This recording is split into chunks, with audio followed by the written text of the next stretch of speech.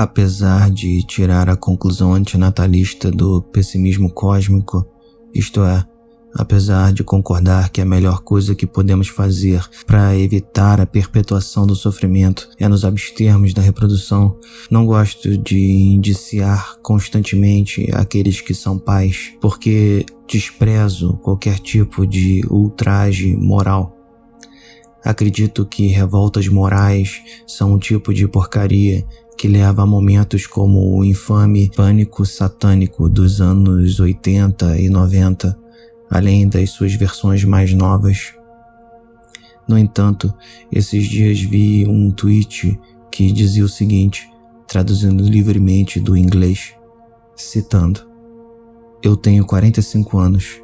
É muito provável que a nossa civilização entre em colapso antes que meu filho de 9 anos tenha a idade que tenho agora.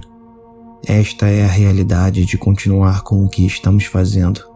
Fim de citação. A ideia por trás do tweet é nobre. Faz alusão aos vários recordes trágicos de temperatura no planeta relacionados ao aquecimento por conta da atividade humana. É verdade que estamos colapsando a biosfera, pelo menos no que diz respeito à sustentabilidade da nossa civilização.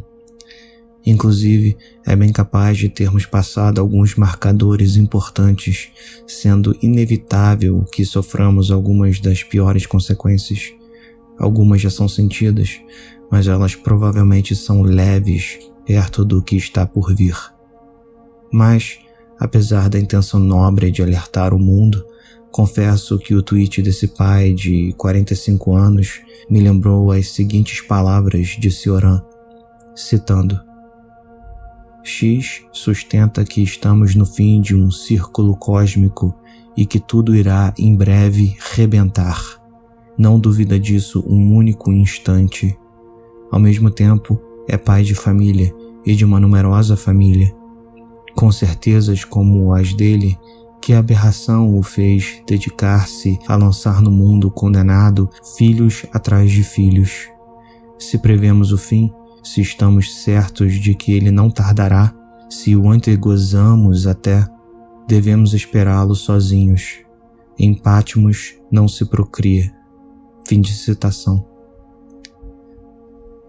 Não é como se a questão do possível colapso climático e civilizacional fosse segredo. Ainda que não tivéssemos esse problema, ao longo do século XX, a humanidade se viu diante da possibilidade do Armagedon nuclear.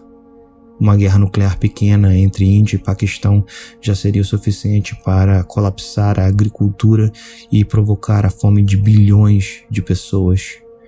Uma guerra nuclear entre grandes potências nos levaria à Idade das Pedras, isso na melhor das hipóteses. Se o problema desse pai é a possibilidade da civilização global que temos chegar ao fim, então não há nada que ele possa dizer para aliviar sua culpa de gerar um filho.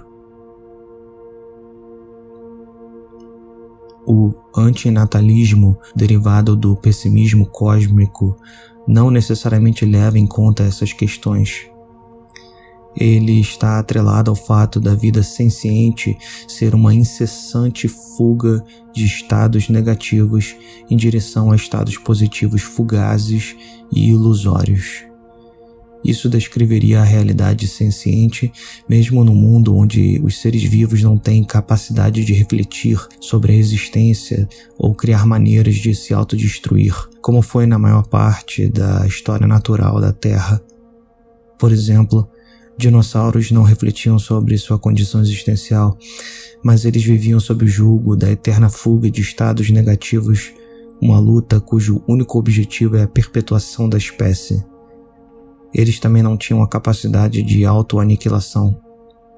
No caso de uma espécie como a nossa, capaz de produzir catástrofes absurdas que afetam todos os seus membros, questões como guerra nuclear ou aquecimento global devem ser fatoradas na análise existencial.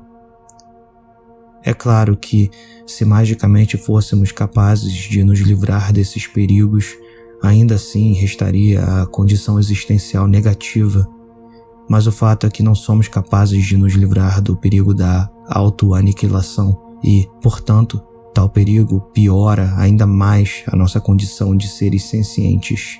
Somos capazes de inventar tragédias ainda piores do que aquelas que a natureza já nos proporciona só por existirmos. Patmos é a ilha grega onde João escreveu o livro do Apocalipse, o último livro da Bíblia cristã. Lá, esperando o fim do mundo, o discípulo de Jesus manteve-se isolado, sem gerar descendentes. Mesmo que não concordemos com a tese do pessimismo cósmico de que a própria vida senciente é uma constante fuga de estados negativos para estados positivos fugazes e ilusórios, vivemos sob a ameaça da catástrofe climática e, embora a Guerra Fria tenha acabado, ainda vivemos sob a possibilidade da destruição nuclear. Para todos os efeitos, hoje, o mundo inteiro é Patmos.